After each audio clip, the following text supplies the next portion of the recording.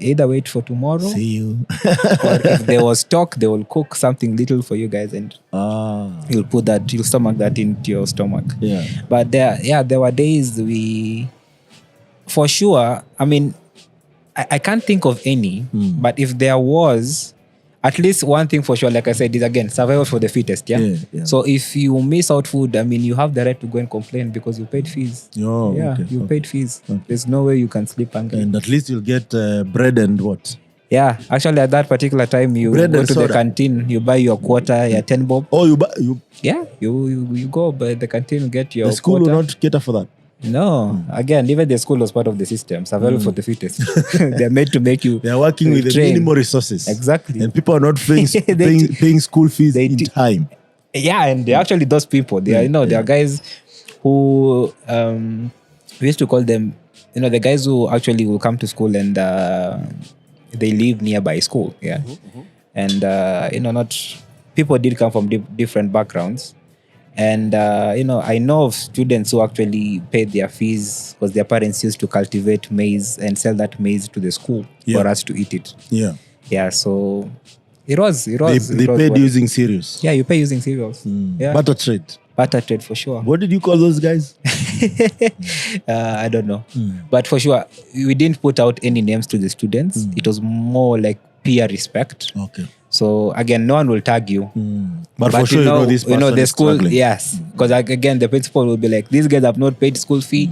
Your father, he brought two sacks of maize, and your school fee is about 40 sacks.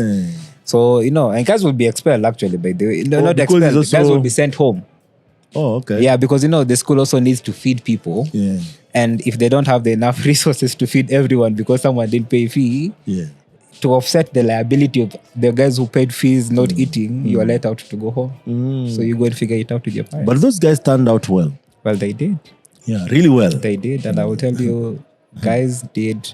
And again, I feel like one thing that taught me was, regardless of where you come from, or rather where you come from and the struggles that you've been in through life, those lessons do actually define who you become.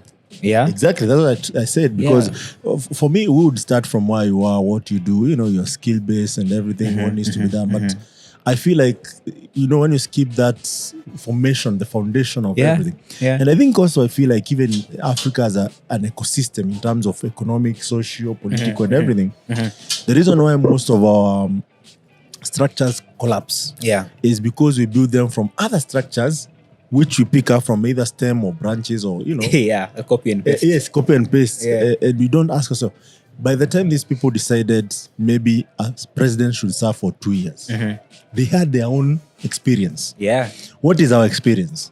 We always say, this works.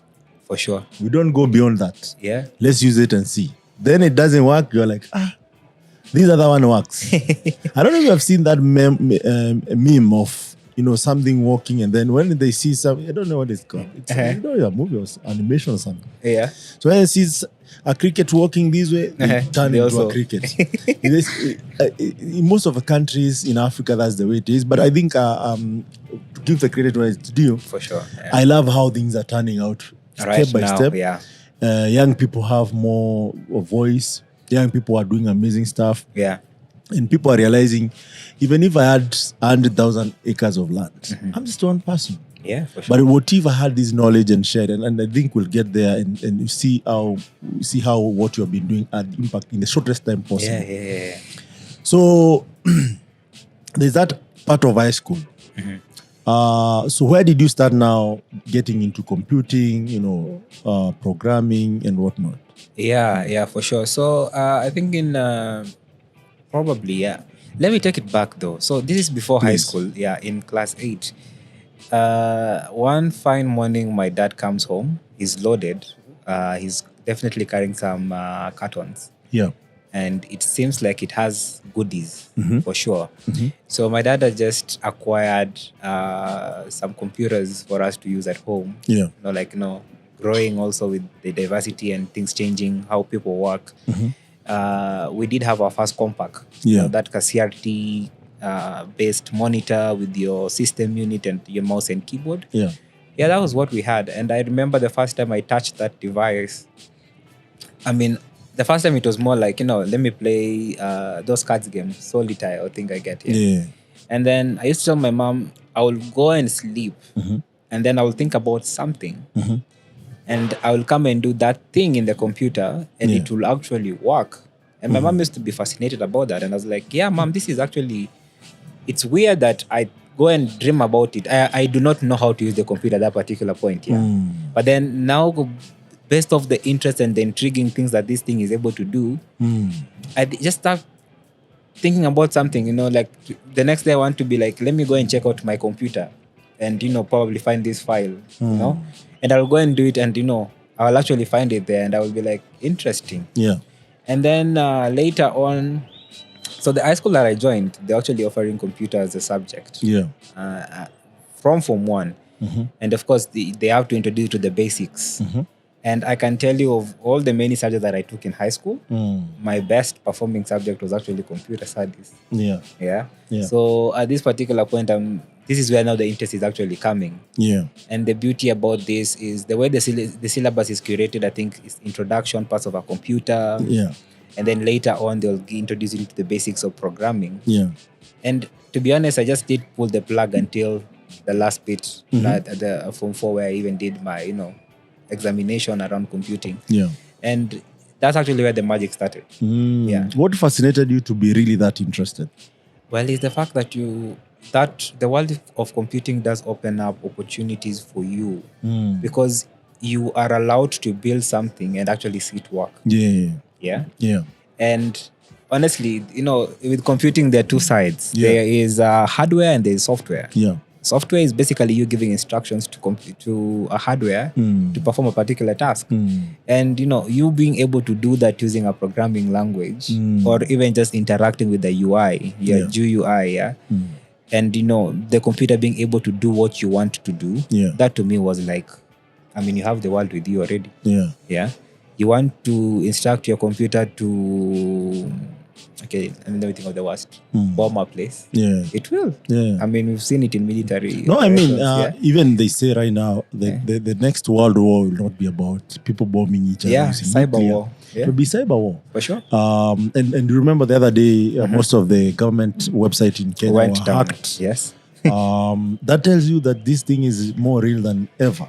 Yeah, right? It's coming up. And that's why for me, I'm passionate about software engineering. For one, is that it will put us in a place. I'm not saying that, we should be fighting each other or something. For sure. But we can create so many solutions that actually will take us to the next level. For sure. Yeah. So you start programming. Which language did you start with? So my first language was actually HTML. That is in high school or after high school? This is in high school still. Yeah, so I think in Form 3, that's when they now start introducing programming, I think there was COBOL and Pascal was actually in our syllabus. Oh, really? Yes, it was. Which year was this? This was in high school. This is in between 2010 and 2014. Okay. Yeah, so we were actually taught those languages, the basics, But then also time had moved on, and also I think where the world was going, I think HTML5 was just being introduced in the market. Yeah, I remember that, Yes, so I just started, the fancy thing was, I think in HTML there's this stuff called MAQ, where if you put text inside a MAQ, it moves like, when you watch news and those two headlines are moving down there, the fancy thingy. So that used to fascinate me a lot. I was like, wait, I can actually write a long ass paragraph and, that will move across my screen. So HTML was actually my first programming language. But things have changed now. And do you know who drove the HTML5 to be the standard, interface language? No. The reason why you mentioned it, I've remembered it. It's Apple. Or Apple, as people call it. And the reason was people used to use something with Adobe. It was Adobe something. That was a standard for video viewing. Yes. Adobe Flash something. Flash Media. Something. I remember. But the argument of Steve was that this thing is eating memory. Yes. Memory is what makes things load or of course, display well. The quality determines the quality. But HTML5 was really straight because it just crunched some digits, which is zeros and ones, and displayed them really fast. So Steve actually gave the Adobe people for Flash. Now you said Flash something. I think it was like Flash Player or something, but I do remember the extension that you needed to put on if you wanted to stream any video. Absolutely, content. it's like a Java running machine. Exactly. Before for you, okay, this now sounds JVM. fascinating. Now sounds daddy. So before people used to install these, even users for their videos to play. Yeah. And especially on Windows or PCs, it was really, really slow. Yeah. And Steve was always for optimum performance and design. So Flash did not really allow the room. Yeah. And given that it was the background of Flash is Adobe, he was so furious. And so he gave these guys a notice. Yeah. Then I used to do BlackBerry and stuff. So you give these guys a notice, I think, of 1 year or 2 years. The same way you see things disconnected, like they tell you your iPhone 7 will not have any updates. The same thing by this date. Yes. And people thought this guy is nuts. How can you stop the only thing that makes video play? Yeah. Guess what? That's when now YouTube was catching up. Like YouTube thing. Now people are going to the web. This guy was a proper visionary. Yeah. Down the line, he stopped supporting Flash. You will not be building Flash because another thing also that made him discouraged with this Flash is that every time you build this version of Flash, another version of Flash is out. And it's not the best way to use the resources you have. Yes, because now it means you guys need to go and re-engineer it. When he stopped it, that was the end of Flash. Everyone else was like, we supported 1 year, but eventually it was not really... I don't know which people who are listening on our Twitter space can chime in. You can come in and speak and chime in around this topic, and it will make it more interactive. So I don't know if there are still companies supporting it, but eventually that's how Flash ended up becoming obsolete. Yeah. And this also tells you about other technologies. I know right now the biggest thing is AI, machine learning, and we'll get there. Yeah. But now you start doing HTML, HTML5, and then which other language fascinated you? Well, not even languages. I think they did introduce us to how hardware works, because, for a hardware component to behave the way it behaves, there's now that machine language, what you introduce, the binaries and all that kind of stuff. And I think at that particular point, it was one class that I did enjoy a lot was actually that binary class. So the zeros and ones, and how to write hexadecimal, and we actually tested that. Yeah, it was there. It's still there in the syllabus. That is Orero. Yes. Maybe guys should be going to Orero. Guys, no, just do computer. If it's offered in your school as a subject, just do it. You'll understand the basics. Exactly. Yeah. Rather than studying mountains in geography and different type of stones. So again, don't forget we need pilots, Kaka. That's how we got here. So don't discourage people. If you feel like you should do a geography and you want to be a pilot, please go for it. Again, and that's why there's always a selection. Yeah. I think by Form 3 you already know what you want to study. Yeah. But for me, that was part of the curriculum. And I did enjoy that part of, how the CPU and ALU works and how those, zeros are converted into instructions that the computer can actually understand. Because now they say that there's the high level language and the low level language. So when you speak about binary, we're talking about the low level languages.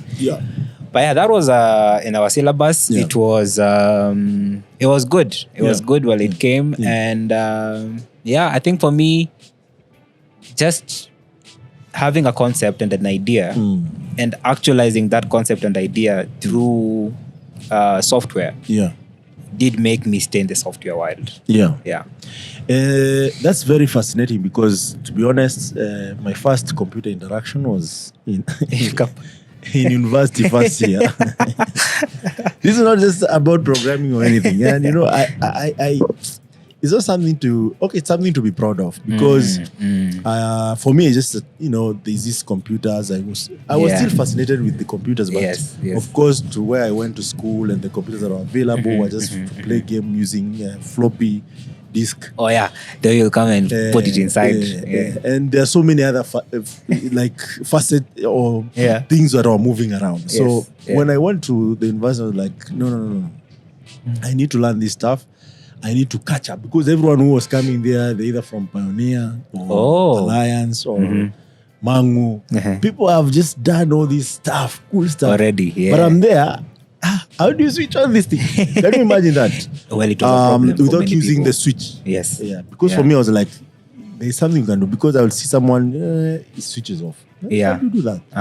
So for me, it was like playing catch up and very fast because by the first month, there's a cut. Yeah. Right? And then you think you have done all the math in high school, you have gotten good grades.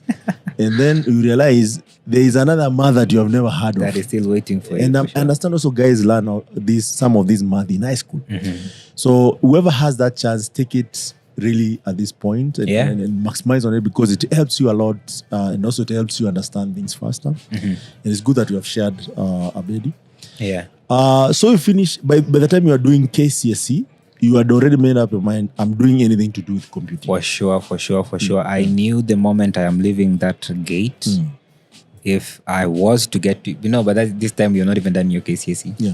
And I think, like I said, I was an average student. Yeah. And I think the best grade that I ever scored in between Form 2 and Form 3 was a C+. Yeah. C+ is university entry grade. And you're not sure by that time. And you're not sure if you're going to get in. But still, I knew for sure that even if I needed to work, pull myself out from my C grade and come to a B, which will give me a good landing. Still average, Still average, but will give me a good landing in uni. I knew for sure I was going to do software engineering. Yeah. I think something else. But okay, go ahead. Yeah, something that I didn't miss out. There's this coding school actually called Immobilis. Yes, Immobilis is really like, popular, yes, it's like, I know guys talk about Moringa School now. Yeah, but Immobilis had integrated their curriculum also. They used to come to high schools. Mobile development. Yes, stuff, yes. Yeah. So they will target guys who are like Form 3, Form 4. And then they'll give you a test. Yeah. If you pass the test, once you're done with your KCSE, they will pick you up for a partial scholarship. And I think this program was sponsored by Google at that particular time. Yeah. I think also the mobile software market was also quite new. Yeah. So no, again, it was like the big thing. Yes, because me, Nokia, Symbian was BlackBerry, actually, Symbian, that guys were actually building on Symbian at that time. So at this point, I had two options. Like if I fail at a no uni grade, I know I'm definitely landing into Immobilis because by the time I just did their test before KCSE, they already sent me an admission letter for the partial scholarship. So I knew for sure if I'm not getting into the university to pursue computer science, I will definitely land in Immobilis. Yeah. So you already set. But I did know software was going to be it. Yeah. So what did you do to get the grade? But did you do, I was asking, did you do the research what is required for you to get into a proper computing university? Well, I did. I did. And when you found physics, chemistry, biology? That was the catch. That was the catch. Yeah. Those are your thing or? Well, honestly, you were struggling. Maths was something else. Math was not mathing as they say nowadays. Well, I don't know. I don't know if it was what happens in high school. Is it adolescence or it's you being a teenager or something else? I don't know. I feel like also there is a lot of noise in high school. There was that. Me, I was a backbencher. Yeah. We used to call ourselves guys from Nairobi. When those guys whose their father are paying school fee using maize, us which our dads are paid school fee using money. We are backbenching, making noise and writing letters. Yeah. But the maths was not mathing for me at that particular point in time. I think the best, which was actually quite crazy, and I think my dad had to step in because computer, worst grade worst percentage was 70. Best, or most of the time I'll get a 90. Come to maths, the best I'll get in maths was a 20 out of 100. It was that serious. And I used to have a very supportive math teacher. He was my class teacher. I used to be called Ofumali. Some Luya guy. And the guy will come to class and say, Babu umepita. And mind you, let me tell you for you. Was he not ironical at that point? I did not know. How would you be? This guy has been teaching me maths from Form 1. He's been our class teacher all through Form 4. Yeah. And I'll actually get worried even me and go to his office and tell him, teacher, this math, I don't know. Maybe I should come for remedial classes or something. He says, don't worry. He'll be like, don't worry. you have passed. So anytime, and it became a norm for our class actually, because in every year you went into, we had streams. So like from 4 east, west, south. So I was south, and south had the highest number of students. So we're like 90 of us in a class. And why is that? Was there a reason, particular reason? I think it was also like the infrastructure was also kind of building up, and their intake rate was also bigger. So for the modern classrooms, they will build them slightly bigger than the others, and then that will be the south streams. Okay. So, because us when we entered, I think that class we were like 100. By the time we were finishing in Form 4, we were like 80 something. Yeah. So it meant that if there was a Form 3 South before we went in Form 2, they had to build a bigger Form 3 South for us to move into. Yeah.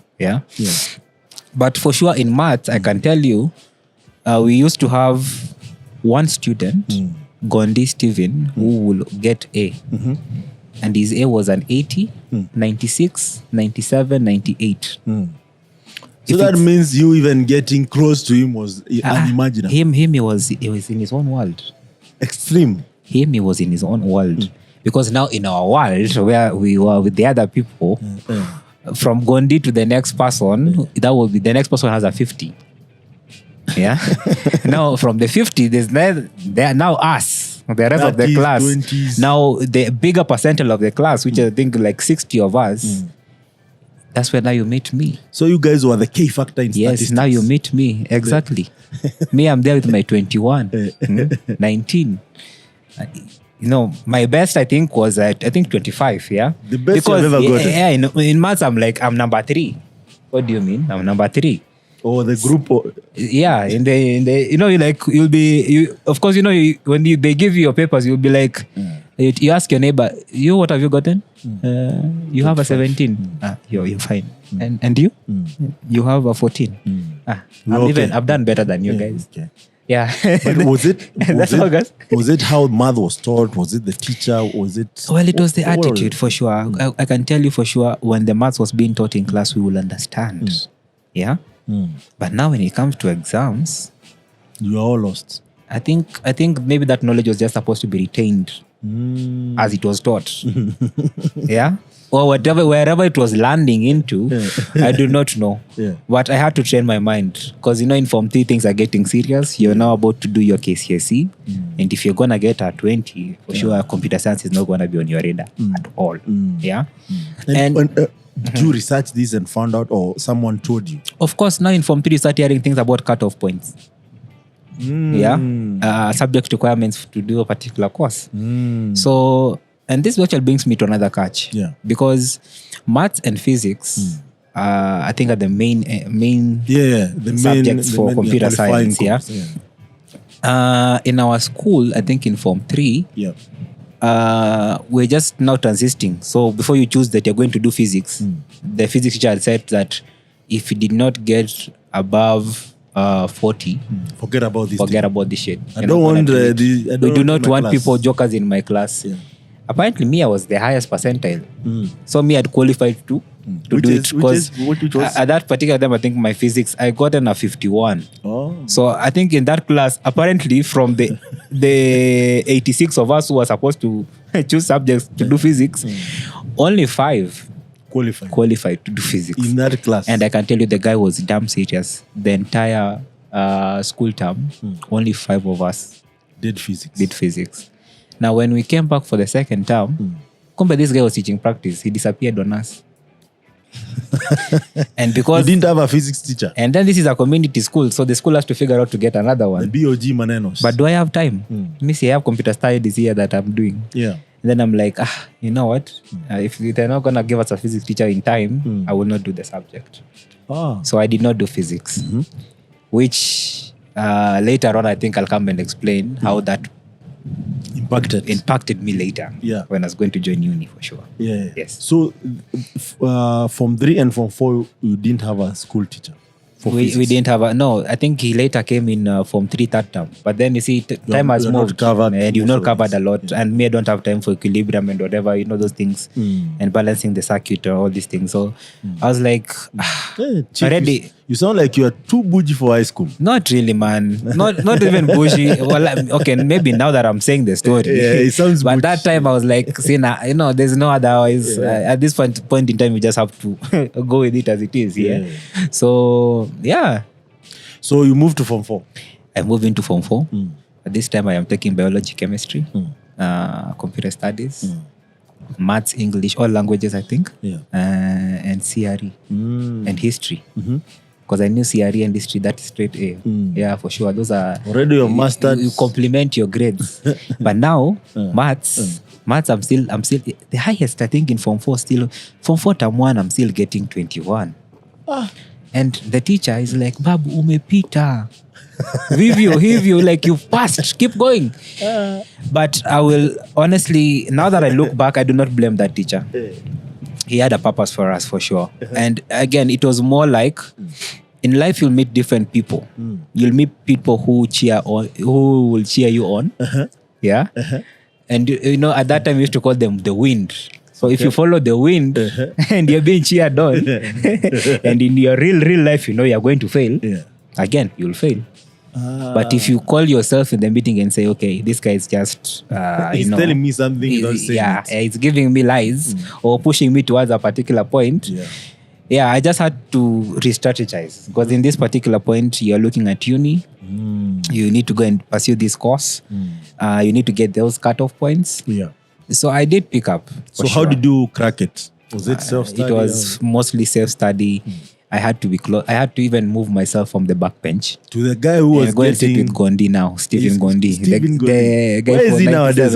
I think he's some doctor somewhere. Gondi went to UN. He's now some medical doctor. Very nice. Gondi, if you listen to the podcast, but now we should catch up. Even we should host him.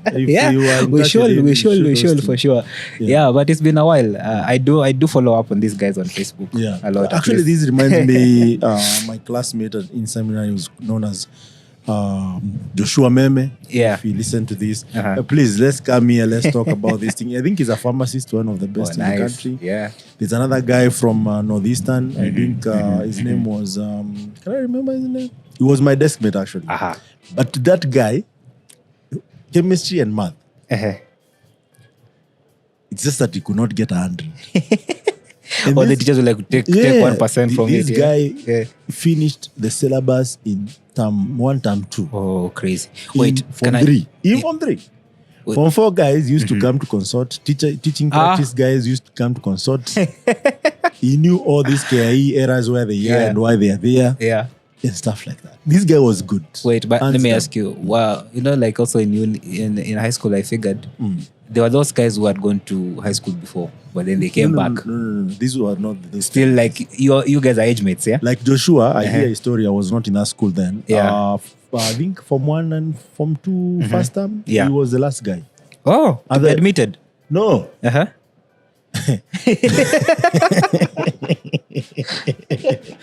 No, not to be admitted. I wish it was admitted.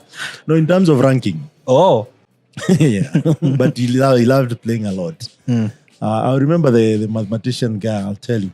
And this surprises me why government does not really utilize some of these talents. Because this guy would do a proper rocket science kind of stuff,